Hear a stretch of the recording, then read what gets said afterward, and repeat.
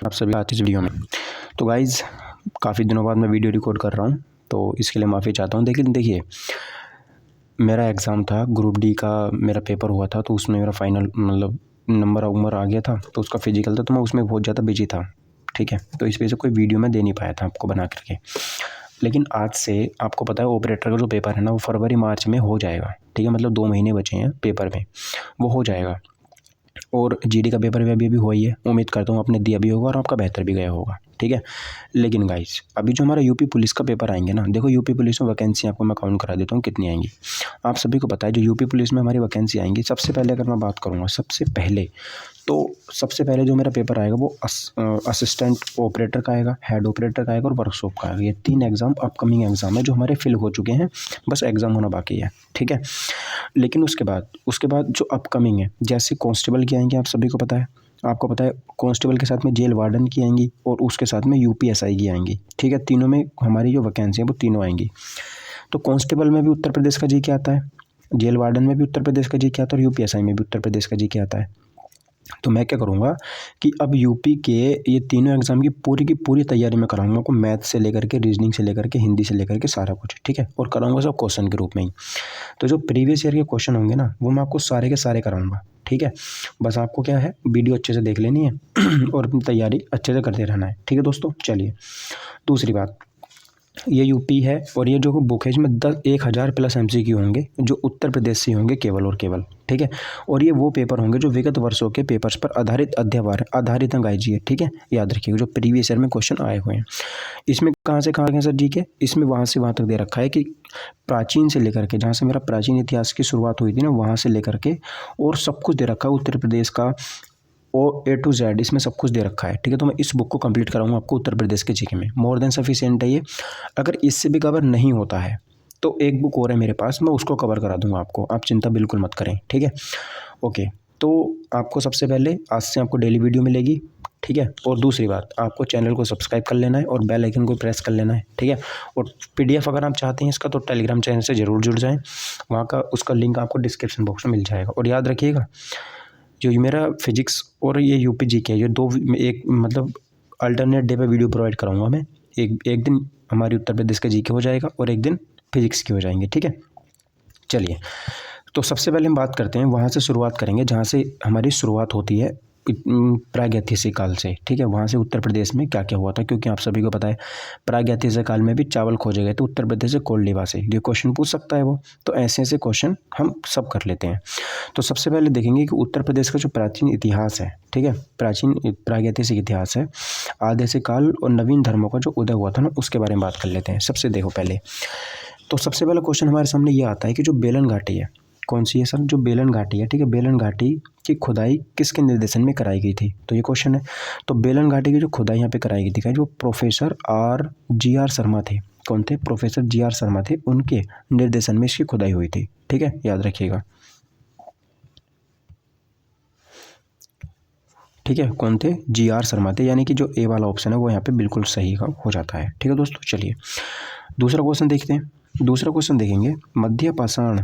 ठीक है, मध्य पाषाण के सर्वाधिक साक्ष्य जो है वो कहाँ से मिले हैं, मध्य पाषाण युग में सर्वाधिक साक्ष्य कहाँ से मिले हैं, तो आप सभी को पता है ऑप्शन नंबर 3 सरायनार से। देखो याद रख, एक क्वेश्चन आपको याद करना है, ऐसे सोचना है कि बस मेरे एग्जाम में आने वाला है ये क्वेश्चन। ठीक है, तो कहाँ से मिले हैं, सरायनाहर से मिले हैं, जो मध्य पाषाण में सर्वाधिक, यूपी की बात कर रहे हैं हम, किसकी बात कर रहे हैं, यूपी की बात कर रहे हैं। आगे देखिए थर्ड वाला क्वेश्चन है मध्य पाषाण काल के किस स्थान से सींग के आभूषण। देखो सींग क्या होता है, बेसिकली सींग वो होता है जो हमारे पशु होते हैं ना, उनके सिर के ऊपर खड़े हुए होते हैं दो, तो उनको सींग बोलते हैं। ठीक है, वो कहाँ से उनके साक्ष्य मिले हैं, तो इसका सही आंसर होगा महादहा। कहाँ से मिले, महादहा से मिले हैं। फोर्थ वाला ऑप्शन इसका बिल्कुल सही आंसर हो जाएगा, महादहा से मिले हैं। ठीक है, याद रखिएगा। क्वेश्चन नंबर 4 देखते हैं सर, नवपाषाण कालीन सभ्यता के साक्ष्य उत्तर प्रदेश के किन स्थलों से प्राप्त हुए हैं। देखो नवपाषाण की बात कर रहे हैं, तो नवपाषाण में जो हमारे साक्ष्य मिले हैं वो कहाँ से मिले हैं। ठीक है, फोर्थ वाला क्वेश्चन है, आंसर बताएंगे क्या होगा इसका। तो देखो यार, आप सभी को पता है जो नवपाषाण काल में सभ्यता के साक्ष्य यहाँ पे मिले हैं, ऑप्शन नंबर यहाँ से हमारे प्रयागराज से मिले हैं, सोनभद्र से मिले हैं, प्रतापगढ़ से मिले हैं। ठीक है, तीनों यहाँ पे सही हो जाएंगे नवपाषाण काल में। ठीक है, याद रखिएगा। ओके, अगला क्वेश्चन देखते हैं गाइस। अगला क्वेश्चन देखेंगे क्या होगा कि उत्तर प्रदेश के किस नवपाषाणिक प्रस्थल से धान की खेती में, देखो ये क्वेश्चन बहुत इंपॉर्टेंट है, हिस्ट्री में क्वेश्चन इतनी बार रिपीट होता है ना, अब मैं बता नहीं सकता कितनी बार रिपीट होता है। तो आप सभी को पता है कोल्डिवा से मिले हैं, ठीक है। थर्ड वाला जो ऑप्शन है यहाँ पे बिल्कुल सही हो जाएगा, कोल्डिवा यहाँ से हमें साक्ष्य इसके मिले हैं, ठीक है, आप सभी को पता है कोल्डिवा से चावल के साक्ष्य मिले हैं। अगला क्वेश्चन देखते हैं, ताम्रपाषाण कालीन संस्कृति के साक्ष्य उत्तर प्रदेश के किस जिले से मिले हैं, ठीक है। इसमें जिले का नाम बताना है मुझे। तो देखो जिला अगर मैं बात करता हूँ तो ऑप्शन बड़ी मेरठ से मिले हैं, ताम्रपाषाण कालीन कहाँ से मिले, मेरठ से मिले हैं, ठीक है, याद रखिएगा। तो एक बार रिवाइज करा देता हूँ, बेलन घाटी की सभ्यता जी.आर. शर्मा। मध्य पाषाण युग से सर्वाधिक साक्ष्य कहाँ से मिले हैं, तो हमें सरायनहार से मिले हैं, ठीक है। मध्य पाषाण में सबसे ज़्यादा साक्ष्य सरायनहार से मिले हैं। ओके, सींग के आभूषण कहाँ से मिले, सींग के महादाह से मिले हैं, ठीक है। उत्तर प्रदेश के किन स्थानों से हमें नवपाषाण मिले हैं, तो प्रयागराज से मिले हैं, सोनभद्र से मिले और प्रतापगढ़, प्रयागराज, सोनभद्र और प्रतापगढ़। ओके, तो धान की खेती कहाँ से मिली उत्तर प्रदेश में, कोल्डिवा से मिली, कोल्डिवा से, ठीक है, याद हो गया। ओके, ताम्रपाषाण जो संस्कृति है उसके साक्ष्य कहाँ से मिले, ताम्रपाषाण के साक्ष्य मिले ऑप्शन नंबर 2 मेरठ से, ठीक है, याद रखिएगा।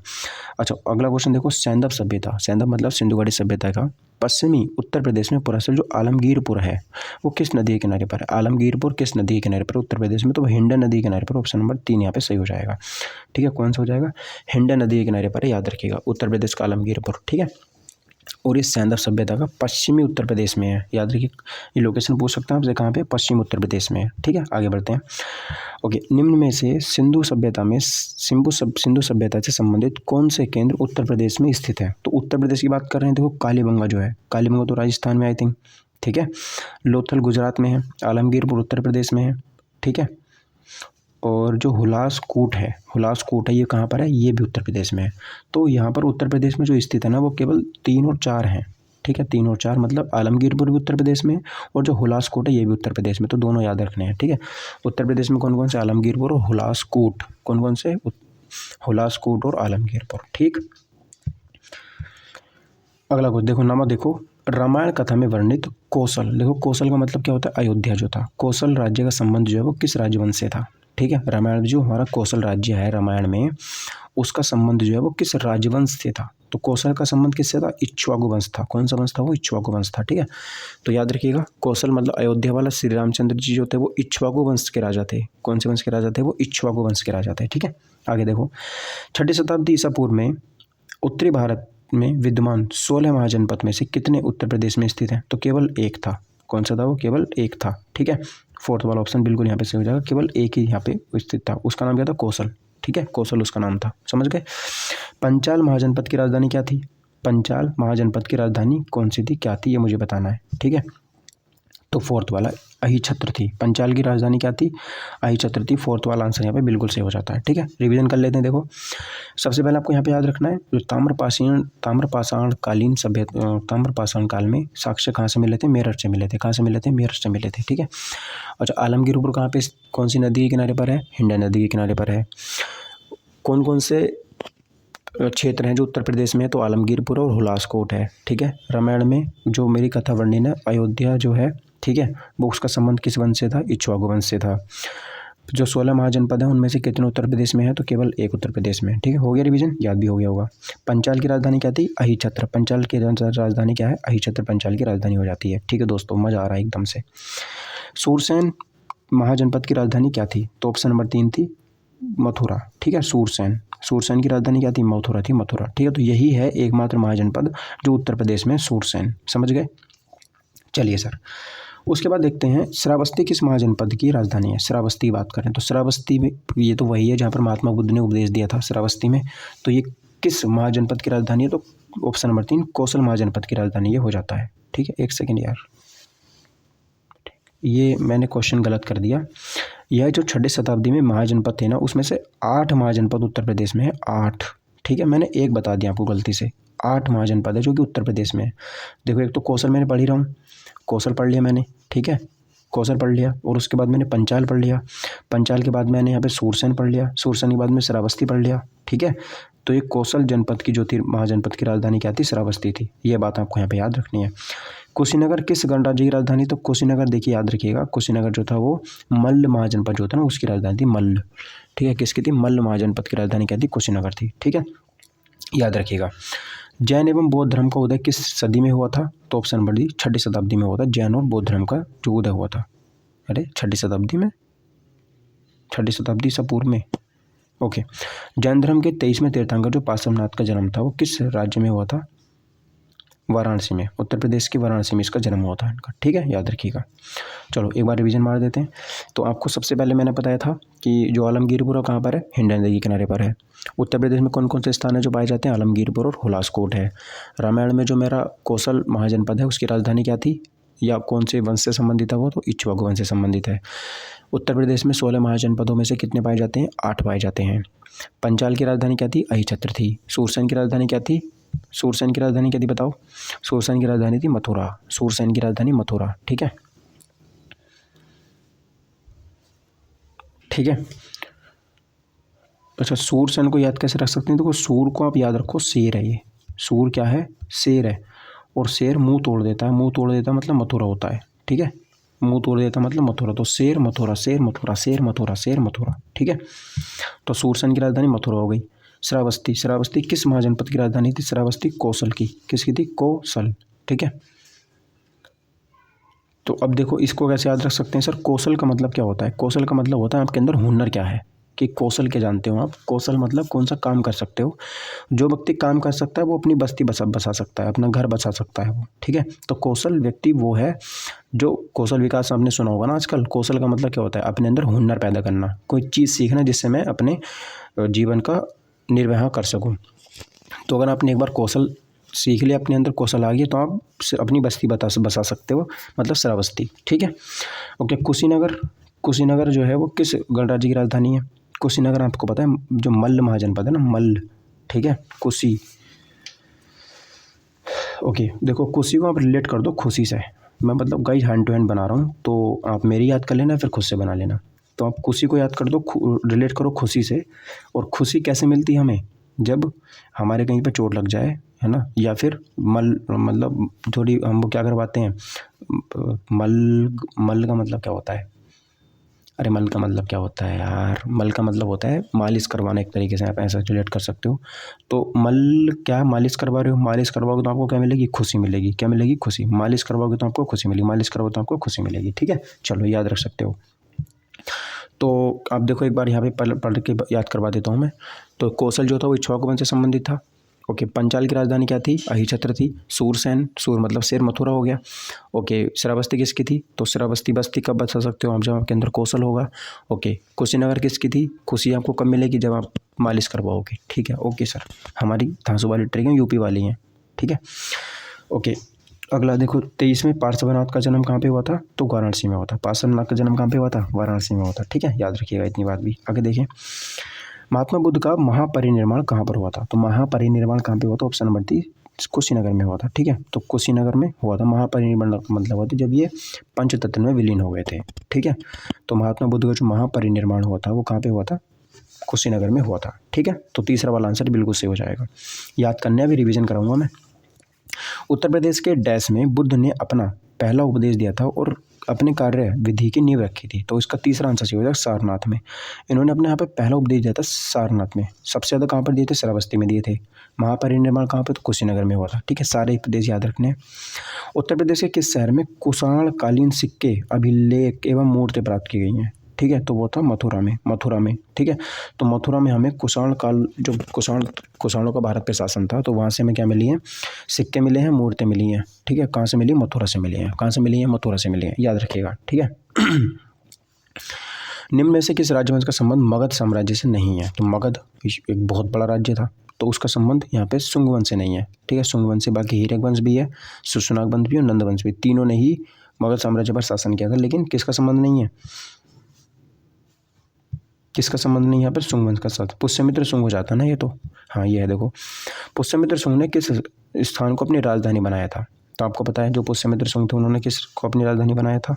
ठीक है, किसको अपनी राजधानी उन्होंने बनाया था? तो गाइज इसका जो सही आंसर हो जाएगा, आप सभी को पता है, विदिशा को बनाया था। किसको बनाया था उन्होंने? विदिशा को बनाया था। ठीक है, दूसरा इसका बिल्कुल सही आंसर हो जाएगा, विदिशा। अगला देखो, एक सेकेंड, क्या हो रहा है? अशोक स्तंभ पर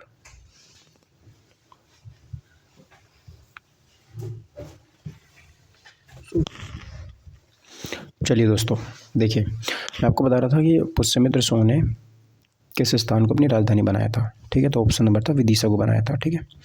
अशोक स्तंभ हरिसेन द्वारा रचित समुद्रगुप्त का प्रशस्ति लेख प्राप्त हुआ है, तो आपको पता है प्रयाग से प्राप्त हुआ है, तो ये बहुत ज़्यादा फेमस है। तो एरन अभिलेख है ये, ठीक है, वही वाला जिससे सती प्रथा का अंत हुआ था, मतलब उस पर पता चला था सबसे पहले कि सती प्रथा हाँ लागू है। गुप्तकालीन दशावतार मंदिर कहाँ पर स्थित है, तो आपको पता है ऑप्शन नंबर 4 कौशाम्बी में है। ये कहाँ पर है, कौशाम्बी में है, ठीक है। देखो रिवीजन करते हैं। महात्मा बुद्ध का महापरिनिर्वाण कहाँ पे हुआ था, कुशीनगर में। उत्तर प्रदेश में सब पहला उपदेश कहाँ पे दिया था, सारनाथ में दिया था। किस शहर में कुशाणकालीन सिक्के मिले हैं, ऑप्शन 1 मथुरा में मिले हैं। किस राजवंश मगध साम्राज्य से नहीं है, शुंग वंश का नहीं है। पुष्यमित्र सोम ने किस स्थान को अपनी राजधानी बनाया था, विदिशा को बनाया था। हरिसेन द्वारा रचित समुद्रगुप्त का प्रशस्ति लेख प्राप्त हुआ है प्रयागराज में। गुप्तकालीन दशावतार मंदिर कहाँ पर है, आपको पता ही है, कौशाम्बी में स्थित है, ठीक है। 4th वाला ऑप्शन सही हो जाएगा।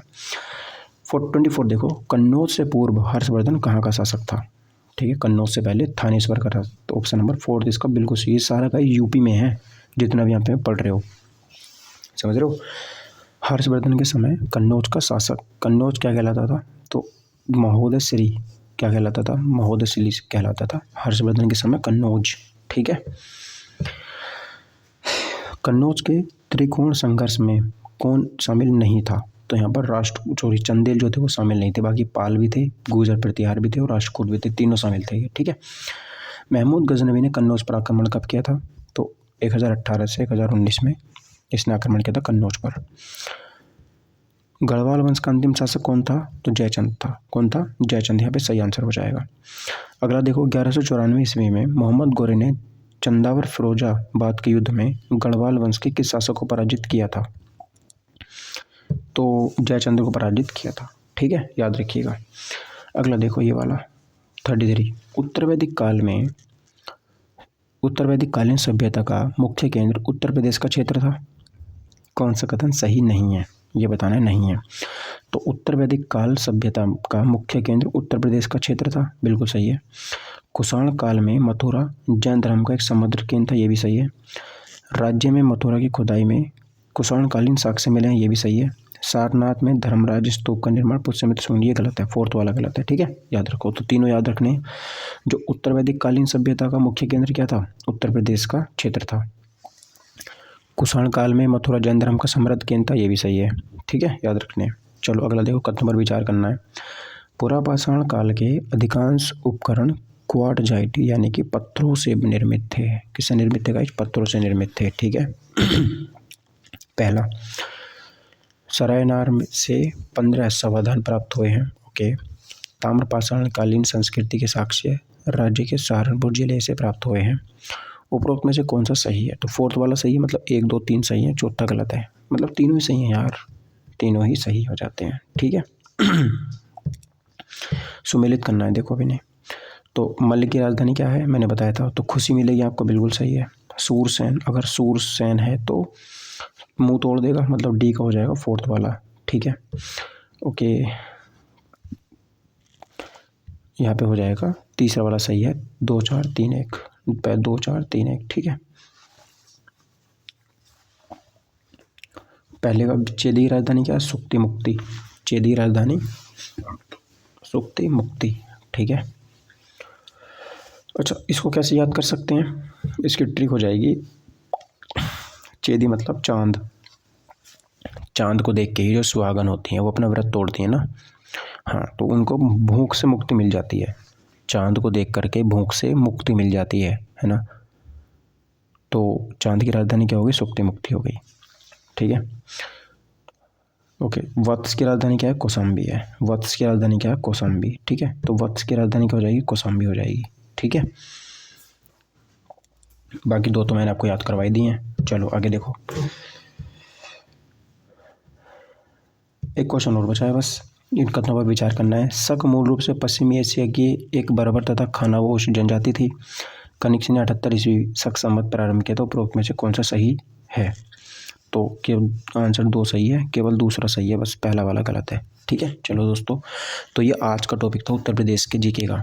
ठीक है, आप समझोगे सर इसमें सारा ऐसे है, नहीं भाई बस ये थोड़ा सा और है। ठीक है, ये एक वीडियो में और लगेगा। बाकी हमारा उत्तर प्रदेश का क्षेत्रफल, ऋतुएं, ठीक है, और भाबर सांबर तराई क्षेत्र क्या होता है, कानपुर में नदी के किनारे बसे शहर, उत्तर प्रदेश के नृत्य, उत्तर प्रदेश की नदियाँ, सब कुछ आ जाएगा, आना शुरू हो जाएगा फिर इसमें। ठीक है, चलो तो आज की वीडियो में बस इतने रहने देते थे। Thank you for watching my video. Take care bye, जय हिंद, वंदे मातरम। मिलते हैं अगली वीडियो में। जय हिंद।